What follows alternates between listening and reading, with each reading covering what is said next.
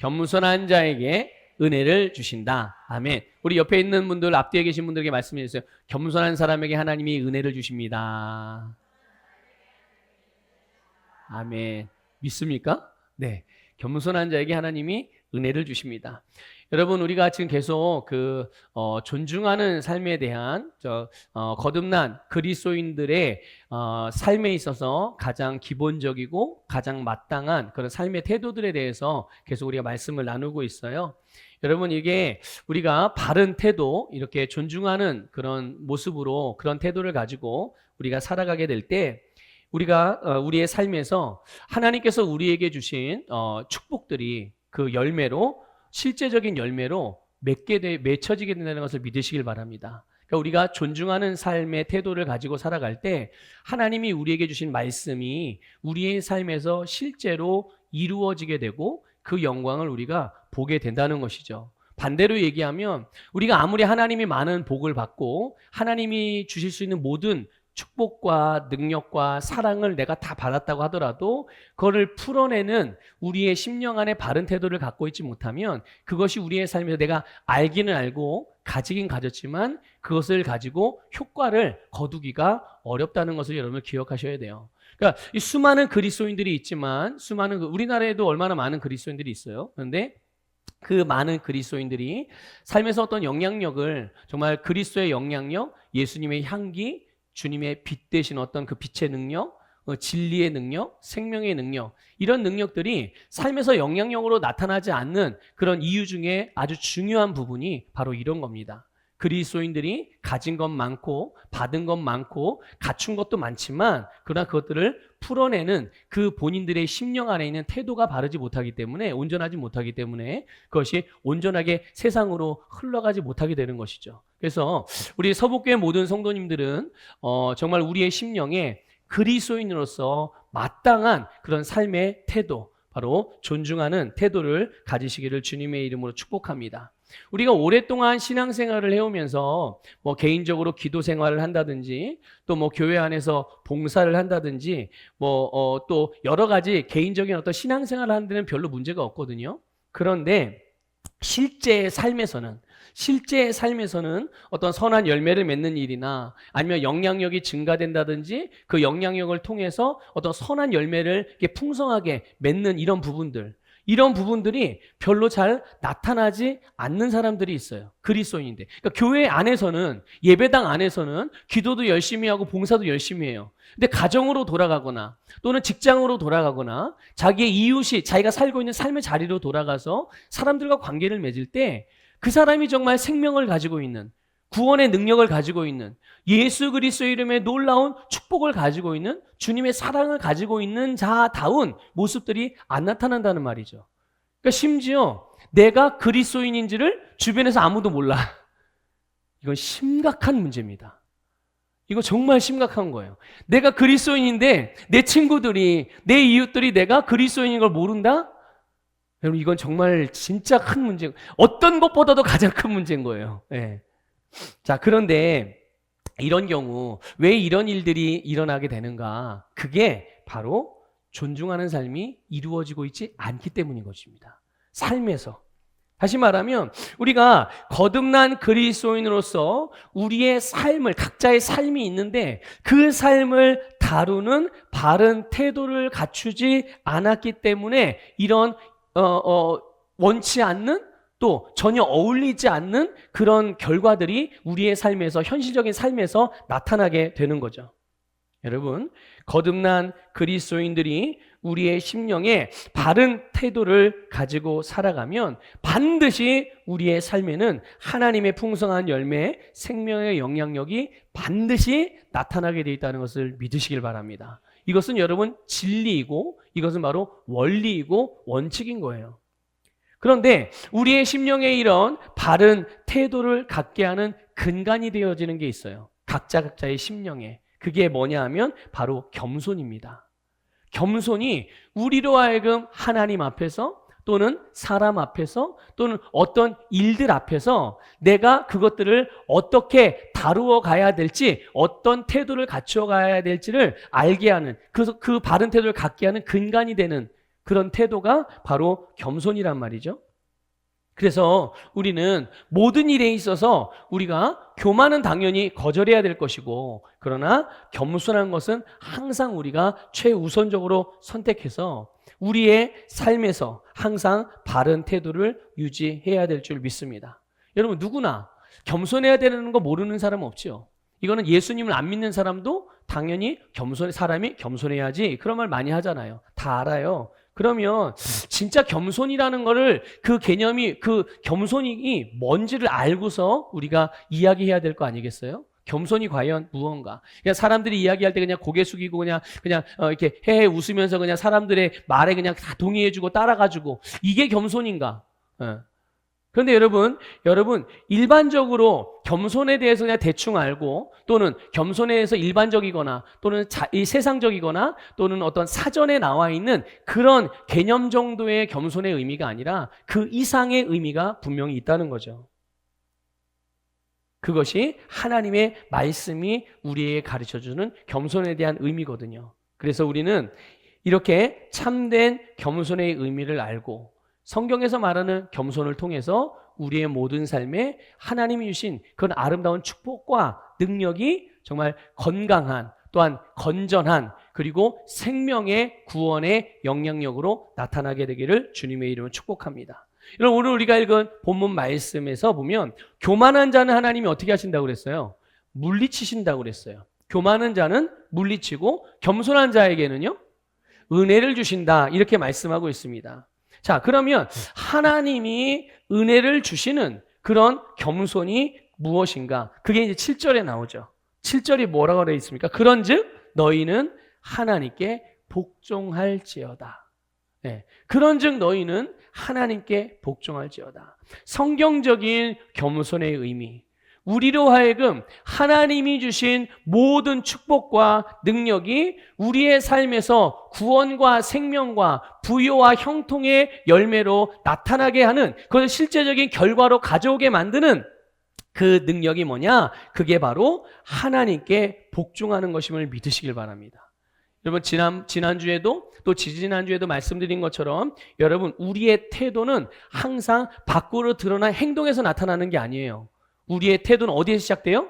우리의 심령에서부터 시작되어지는 거예요.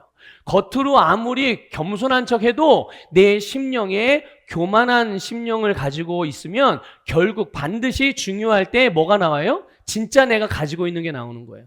진짜 내가 중요하게 여기는 게 삶에서 행동으로 나오게 되는 거거든요. 그러니까 여러분, 겸손이라는 것은 겸손한 척하고 겸손하려고 노력해서 되어지는 게 아니라 우리의 심령이 겸손한 영으로 기능할 수 있어야 된다는 것을 기억하시길 바랍니다. 여러분, 하나님께 복종한다는 말이 뭘까요?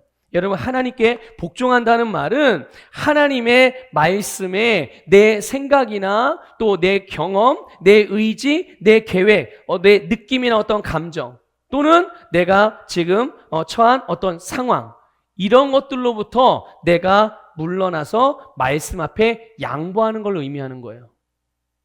나의 모든 것들을 하나님의 말씀 앞에 나를 뒤로 물리고 내 앞에 뭐를 앞세우는 거예요? 하나님의 말씀을 앞세우는 겁니다. 내 감정이, 내가 지금 어떤 느낌을 가지고 내 감정이 어떻다 하더라도 내 감정보다 말씀을 앞세우는 거예요. 내 상황이 어떻다 하더라도 내 상황보다 말씀을, 내가 정말 너무나도 오랫동안, 아니 내가 정말 이것만큼은 내가 전문 분야야 라고 생각하는 일들이 있다고 할지라도 그것보다도 무엇을 앞세운다고요? 네, 말씀. 항상 하나님의 말씀을 앞세우는 것이 하나님께 복종하는 태도거든요. 그러니까 하나님께 복종한다는 것은 자기의 방법에서 물러서서 하나님께 나를 양보하여서 하나님의 방법을 선택하고 하나님의 방법을 따라서 살아가는 것, 이게 하나님께 복종하는 것이죠. 바로 이 부분이 오늘 하나님께서 저와 여러분에게, 또한 이 말씀을 듣는 모든 분들에게 계시해 주시는 성경적인 겸손의 의미라는 것을 믿음으로 받으시기를 축복합니다.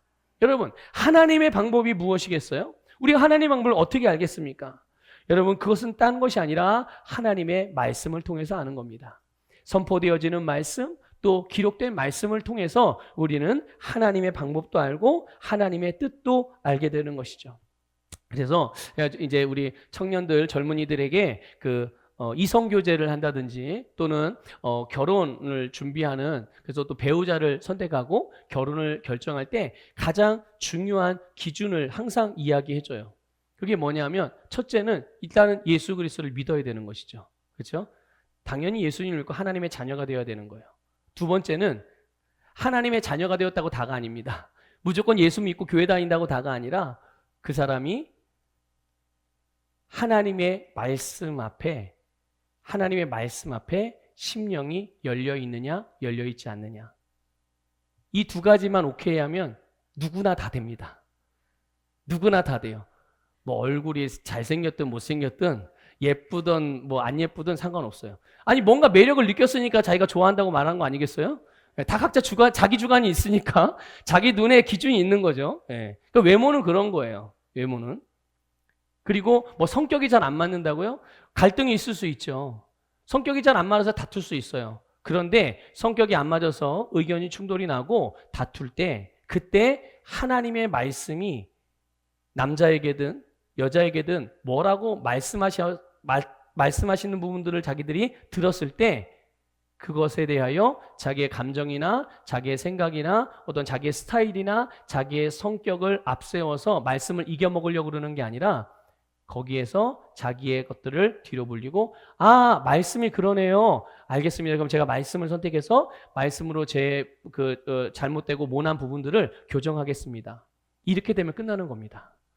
이렇게 되면은 최고. 근데 이게요, 이성 간의 관계에서만 그러는 게 아닙니다. 이거는 그리스도인들이 사업하는 동업자들을 구할 때도 마찬가지고요. 누군가 뭔가 같이 주님 앞에서 주님께 주신 일들을 같은 그런 일들을 하는 데 있어서 내 주변에 어떤 사람이 있어야 되는지에 대한 기준이기도 한 거예요. 스타일이 다를 수 있고요. 어떤 뭐 추구하는 방향이 다를 수도 있어요. 그리고 뭐 성격도 다를 수도 있죠. 성별도 다르고 뭐 학력 수준도 다를 수 있고요. 가정 환경도 다르고 하고 있는 업종도 다를 수 있어요. 근데 뭔가를 같이 해야 될 일이 있는데 그 사람이 누군가가 필요해요. 아니면 나를 또 필요한 사람이 있다고 했을 수도 있죠. 누군가가. 그때 중요하게 생각해야 되는 기준이 그리스도인으로서 첫째는 예수 그리스도를 믿는지, 둘째는 그 사람이 그냥 단순히 교회만 왔다 갔다 하는 사람인지, 또는 하나님을 또는 신앙을 자기의 성공을 위해서 도구로만 사용하고 그러면 안 되겠죠, 당연히. 어떠한 생각과 어떠한 상황과 어떠한 모습에 처해야 하더라도 하나님의 말씀이 주어지면 그 말씀대로 따를 수 있는 준비가 되어진 사람.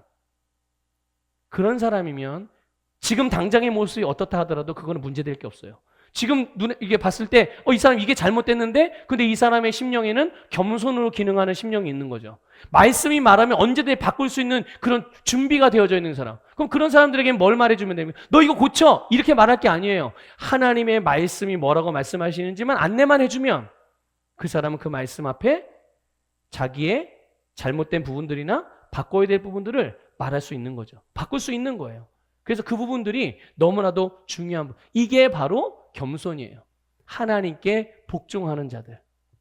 그러니까 우리 자녀를 둔 부모님들이 내 자식들이, 내 자녀들이 결혼을 해야 된다, 배우자를 구해야 된다 그럴 때 이 두 가지를 꼭 점검하셔야 됩니다. 물론 당사자는 당연하고 부모님들도 마찬가지죠. 부모님들이 뭐 교회는 다니는데 그냥 대충 다녀. 그래도 뭐 서울대 나오고 그래도 뭐 삼성 다니고 뭐 그 정도면 된 거 아니야? 그냥 하다가 적당히 네가 기도해서 이제 사람 고쳤어. 아니에요. 안 됩니다. 그런 거 가지고 세상적인 기준을 가지고 내 자녀들을 또는 내가 세상적인 기준을 가지고 배우자나 뭔가를 같이 함께 할 수 있는 것들을 선택한다면 반드시 거기에는 대가가 따르게 돼 있어요. 그래서 여러분들께서는 꼭 이런 부분들을 기억하셔서 여러분의 삶의 어떤 원칙으로 삼으면 여러분의 삶이 복될 줄 믿습니다. 그래서 성경적인 겸손, 이 성경적인 겸손은 하나님의 말씀 앞에서 언제든지예요. 언제든지. 따라해 봅시다. 언제든지. 예, 이겁니다. 언제든지 내 자신의 방법이나 내 생각을 내려놓고 물러설 수 있는 태도가 바로 겸손이란 말이죠.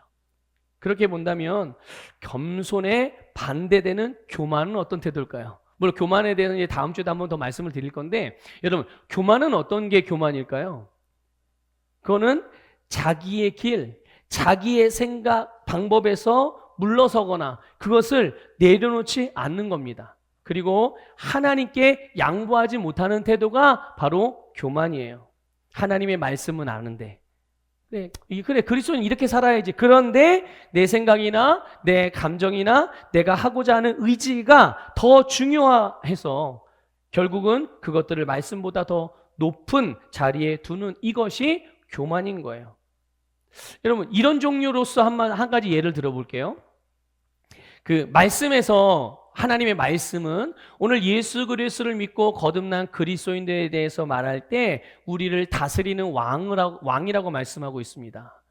하나님께서는 예수 그리스도를 통해서 우리에게 잃어버렸던 모든 권세를 회복시켜 주셔서 우리의 인생, 우리의 삶을 다스리는 권세를 주셨습니다. 이것이 하나님의 말씀이 우리에게 알려주시는 그리스도인이 갖고 있는 권세이기도 하고 능력이기도 하고 삶을 어떻게 다루어가야 되는지에 대한 말씀이기도 한 거예요. 자, 그러면 성도는 우리가 이제 그리스도인의 입장에서 내가 기존에 가지고 있던 생각, 기존에 했던 경험들 또는 지금 처한 상황이 어떠하든 상관할 게 아니라 무조건적으로 이것들은 내려놓고 말씀을 받아들이고 그대로 행동하는 것이 겸손인 것입니다. 하나님이 나보고 내 삶을 다스리라고 말씀을 하셨어요. 그럼 나는 어떻게 해야 될까요? 내 삶을 다스려야죠. 내 삶을 내가 다스려야 되는 거예요. 그런데 말씀이 그렇게 말함에도 불구하고 여전히 나는 죄인입니다. 나는 믿음이 부족합니다. 나는 기도도 많이 못합니다. 나는 내 삶을 다스릴 능력이 없습니다. 엄마가 좀 기도해 주세요. 아빠가 좀 기도해 주세요. 얘들아, 나를 좀 기도 좀 해라. 또 목사님 저 좀 도와주세요. 물론 도움을 요청할 수 있죠. 근데 기본적으로 그 심령 안에 나는 아무것도 할 수 없는 무재랭이 같고 벌레만도 못한 인간이야. 여러분 생각해 보세요. 벌레만도 못한 인간을 만들기 위해서 예수님이 십자가에서 죽으셨겠냐고요. 생각해 보세요. 여러분 예수님의 생명의 값을 여러분 돈으로 환산하면 얼마 정도 되겠어요? 그건 환산이 안 되잖아요. 그런데 그런 예수님의 하나님의 아들이신 예수님의 생명의 값을 지불하고 나를 사셨어요. 근데 예수님이 당신의 피값을 주고 생명값을 주고 사고 봤더니 아이고 이게 벌레만도 못한 놈이네. 이게 되겠어요? 말이 안 되는 얘기잖아요. 여러분 기억하십시오. 하나님께서 저와 여러분을 살리시기 위해서 예수님을 대신 십자가에서 죽게 하셨습니다. 그럼 하나님은 여러분 예수님보다도 우리의 가치를 어떻게 여기신 거예요? 더 가치 있게 여기신 거예요. 그러면 우리는 나에 대해서 여러분 예수 그리스도를 믿고 거듭난 나, 하나님의 자녀인 나에 대해서 어떤 심령을 가지고 살아가야 되겠어요? 예수님과 같은 마음으로 살아가셔야죠. 예수님 스스로 나는 죄인이야. 나는 하나님이었는데 육신의 몸을 입고 와서 보니까 나는 육신을 입고 온 죄인과 똑같아. 이러고 사셨어요, 예수님이요? 아니요. 예수님은 하나님의 뜻을 행하는 일에 있어서 어떤 순간에도 어떤 상황에도 어떤 종류에 대해서 어떤 대상에 대해서도 단 한 번도 의심한 적 없으십니다. 단 한 번도 그것에 대한 불가능을 염두에 두신 적이 한 번도 없어요. 하나님의 뜻대로 행하시고자 하시는 바가 있다면, 마음에 품으셨다면 그것은 반드시 행하셨고 반드시 이루셨다는 것을 기억하시길 바랍니다. 여러분 그것이 성경에서 말하는 그리스도인의 이 땅에서 살아가고 있는 그리스도인의 삶의 모습이에요. 그런데 여러분 우리 자신이 그것과 반대되는 생각을 하고 있다? 그리고 그게 되겠어? 예수님이나 된 거지. 그냥 우리가 기도나 하면 되는 거야 그냥. 이러고만 있는다면 이런 불신의 생각이나 이런 바르지 않은 태도를 바꾸지 않고 교정하지 않는다면 여러분 우리가 하나님의 말씀 앞에서 하나님 앞에서 과연 겸손한 자라고 말씀할 수 있겠어요? 겸손은 하나님이 말씀하신 대로 나를 그렇게 여기는 게 겸손입니다. 믿습니까? 네. 물론 세상에서는 내가 이렇게 살면 나는 부족합니다. 전 연약해서요. 저는 못해요. 죄송해요. 이렇게 말하고 그런 태도를 가지면 세상에 속한 사람들, 육에 속한 사람들은 그것을 겸손하다고 여길 수 있고 도덕적이고 윤리적으로 또 합리적으로 평가받을 수 있어요. 또는 어떤 사람들에게는 또 동정심을 유발해서 도움을 또 얻어낼 수도 있겠죠. 그러나 하나님께서 보시기에는 그것을 어떻게 여기실까요? 교만한 태도로 보신다는 것을 아셔야 됩니다. 하나님은 그거를 여러분 겸손하게 보지 않으세요. 왜? 하나님의 말씀과 반대로 생각하니까요. 하나님의 말씀을 받아들이지 않는 거잖아요. 하나님의 말씀을 내가 인정하지 않는 거잖아요. 그거는 여러분 바로 성경에서 말하는 교만이에요. 오늘 본 말씀에서 교만한 사람을 하나님이 어떻게 하신다고요? 물리치신다고요. 여러분 예레미야 13장 9절 10절 말씀을 보면 이렇게 되어져 있어요. 같이 우리 세번역 성경으로 읽어보겠습니다. 시작.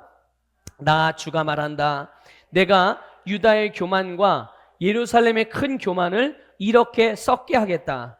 이 악한 백성은 나의 말 듣는 것을 거부하고 자기들의 마음에서 나오는 고집대로 살아가고 다른 신들을 쫓아서 그것들을 섬기며 경배함으로 이제 내 백성은 전혀 쓸모가 없는 이 띠와 같이 되고 말 것이다. 아멘. 여러분 하나님께서 구약시대 예레미야 선지자를 통해서 이스라엘 백성들을 크게 책망하신 말씀이에요. 여러분 이스라엘 백성들이 어떤 백성입니까? 하나님의 백성들이잖아요. 하나님의 선택하신 백성이에요. 하나님의 약속을 가진 백성입니다. 그런데 그런 하나님의 백성을 향하여 10절에 보니까 뭐라고 불러요? 이 악한 백성이라고 불러요. 이 악한 백성. 그럼 이들을 다 지옥에 보내겠다는 얘기예요? 아니에요. 그게 아니라 이들이 왜 이런 하나님이 보실 때 여러분 그러면 이 당시에 이스라엘 백성들이요 그 주변의 나라들은 이스라엘 사람들을 뭐라고 어떻게 봤을까요? 악하게 보지 않았어요. 하나도 악하게 보지 않았어요. 근데 하나님은 어떻게 봤다고요? 악하게 보셨다고요. 그게 뭐 대단한 윤리 도덕적으로 뭐 사람을 죽이고 뭔가를 갈취하고 도둑질하고 뭐 폭행하고 이래서 그런 게 아니에요. 그런 게 아니거든요. 하나님의 말씀을 듣는 것을 거부했다. 자기의 생각을 계속 주장하며 고집 부렸다. 이거예요. 하나님의 말씀을 받아들이지 않았다는 거죠. 자기 주변 나라나 지역 사람들에게는 어떤 평가를 받았을지 모르지 하나님으로부터는 큰 교만이다 이렇게 평가를 받은 거예요. 그 근본의 바탕에 아까 본 말씀 10절 말씀에 보니까 하나님의 말씀을 듣는 것을 거부하고 자기들의 마음에 나오는 고집대로 살아가는 태도가 그들을 하나님으로부터 악한 백성이다라고 말씀하게끔 했다는 거예요. 쉽게 말하면 하나님의 말씀을 따라서 자기의 생각에서 물러서는 게 아니라 오히려 그 반대로 말씀을 거절하고 자기가 기존에 생각해왔던 대로 자기가 하고 싶어하는 대로 자기 고집대로 행하는 태도가 그들의 심령에 기본적인 그런 저변에 깔려 있었던 거예요. 그래서 하나님은 그것을 큰 교만이라고 정확하게 표현하신 것이죠. 여러분 우리는 교만이라고 말하면 하나님 앞에서 뭔가 대단한 내가 만약 절에 가가지고 제가 절에 가 불상 앞에 절하고 있으면 이렇게 절하고 사찰에 가서 절하고 있으면 어떻게 생각하겠어요? 이거야말로 이제 교만 방자한 놈 아니겠어요? 그렇죠? 예. 네. 근데 이런 것만을 의미하는 게 아니라고요.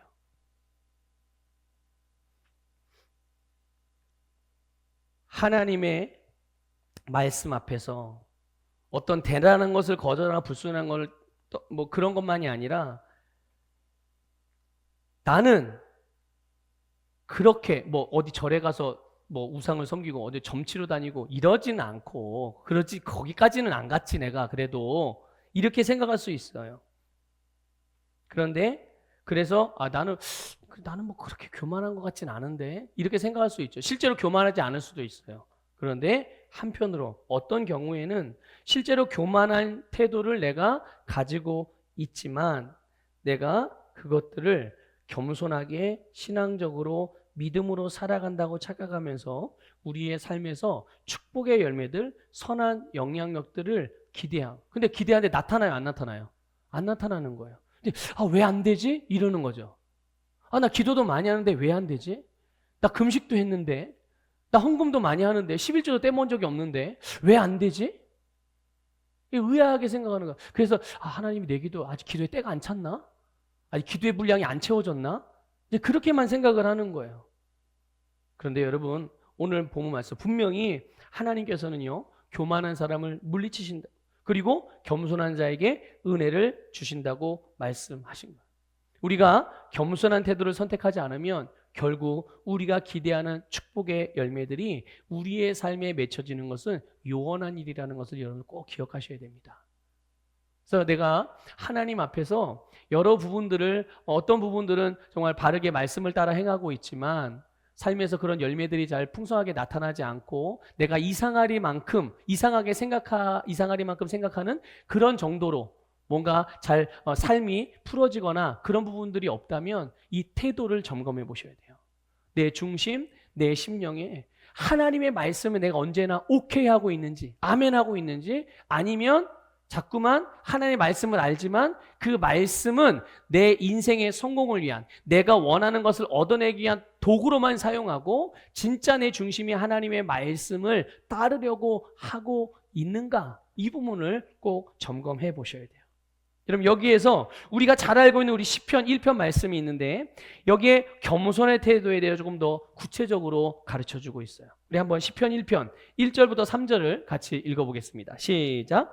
복 있는 사람은 악인들의 꾀를 따르지 아니하며 죄인들의 길에 서지 아니하며 오만한 자들의 자리에 앉지 아니하고 오직 여호와의 율법을 즐거워하여 그의 율법을 주야로 묵상하는도다.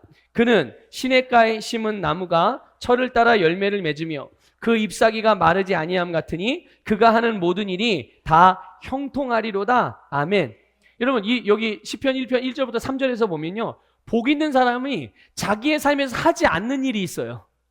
복 있는 사람들은 자기의 삶에서 하지 않는 일들, 그게 뭐냐 하면 첫째는 악인들의 꾀를 따르지 않는데요. 복 있는 사람들은 이런 삶을 살지 않는다는 얘기예요. 두 번째 하지 않는 거, 죄인들의 길에 서지 않는답니다. 세 번째로 하지 않는 게 뭡니까? 오만한 자들의 자리에 앉지 않는다. 이 세 가지를 복 있는 사람들은 하지 않는데요. 여기 나오는 악인들, 죄인들, 오만한 사람들이 과연 누굴까요? 어떤 사람들일까요?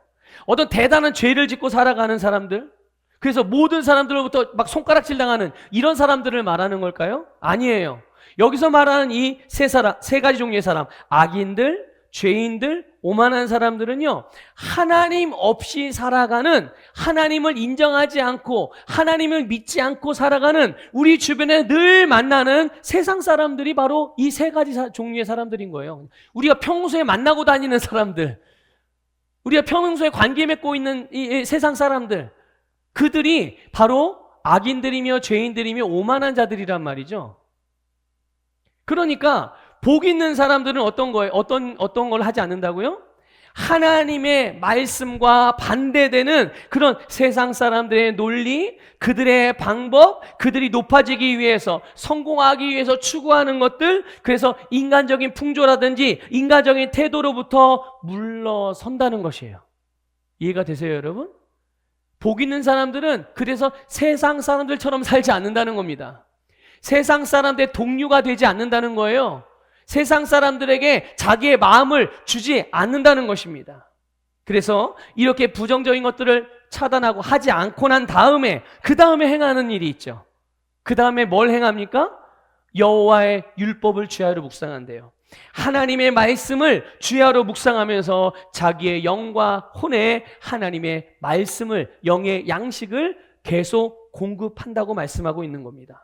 여러분, 복 있는 사람은 그들의 심령에 하나님의 말씀의 양식을 지속적으로 공급한다는 것을 믿으시길 바랍니다. 그래서 말씀에 배고픔이 없으셔야 돼요.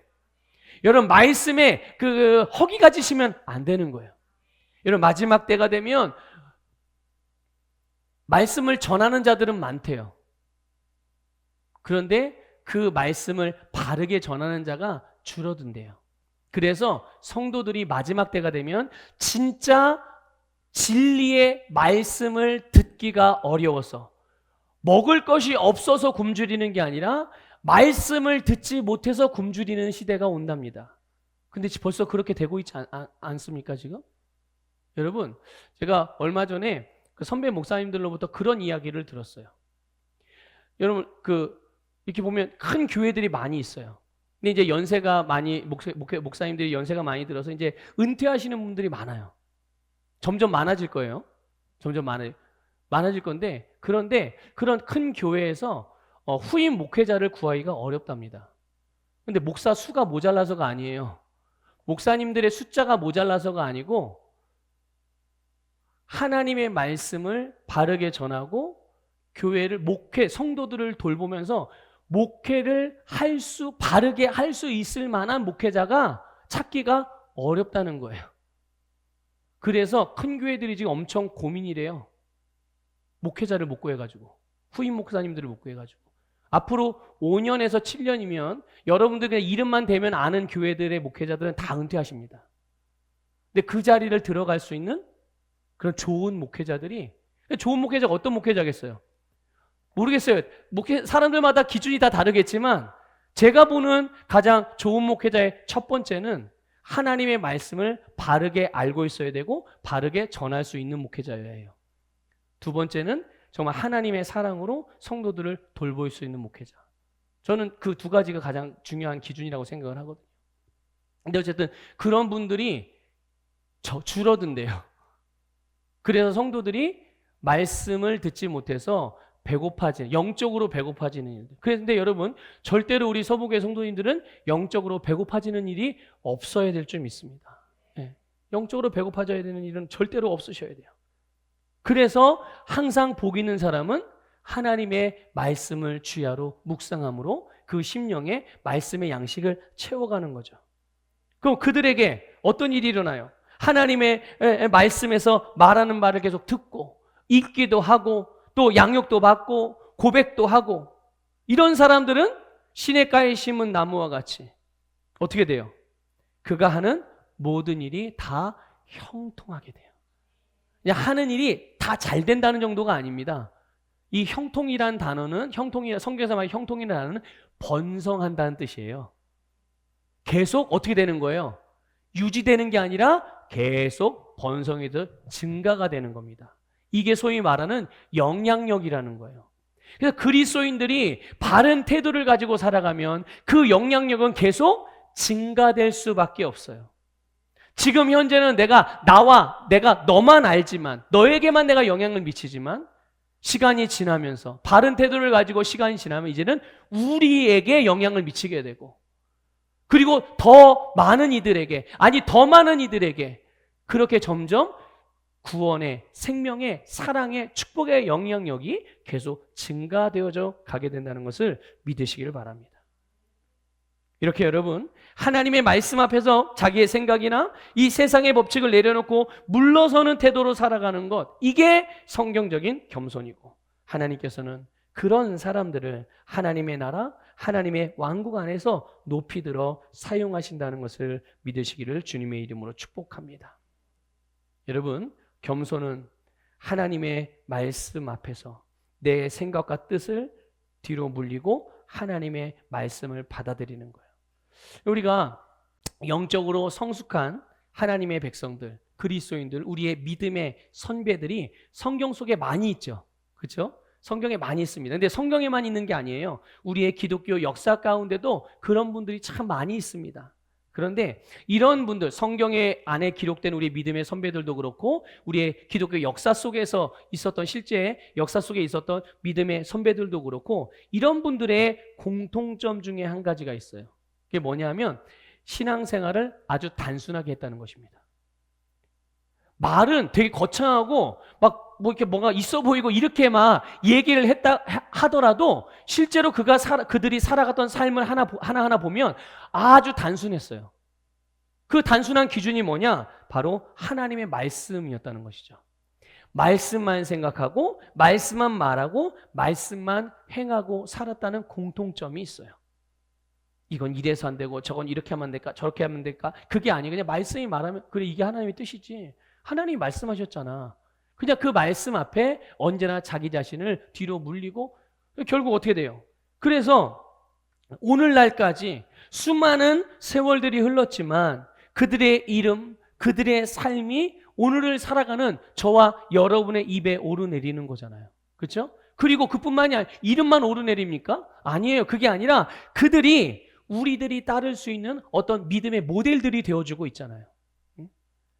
하나님이 그런 분들, 이렇게 겸손하게 말씀만을 따라서 살았던 이들이 지금 육체적으로는 죽어서 흙이 되어져 가서 먼지가 되어져 가서 눈에 보이지 않지만 이들의 영향력은 아직도 어떻게 되고 있어요? 계속되어지고 있는 거죠. 생명의 영향력이 계속되어지고 있는, 하나님께서 하나님의 나라 안에서 높이 들어 사용하시는 줄 믿으시길 바랍니다. 죽은 그들도 하나님이 지금 사용하고 계신다는 거예요. 여러분, 오늘 우리의 삶의 영역이나 또 내가 행하는 행동들 가운데 하나님의 말씀 앞에 물러서야 될 어떤 부분들, 그런 필요가 있는 부분이 뭔지를 잘 살피시길 바랍니다. 그리고 겸손으로 무장하십시오. 여러분의 심령에 겸손으로 무장해서 하나님께서 겸손한 자들에게 부으시는 은혜를 여러분 넘치게 누리시기를 주님의 이름으로 축복합니다.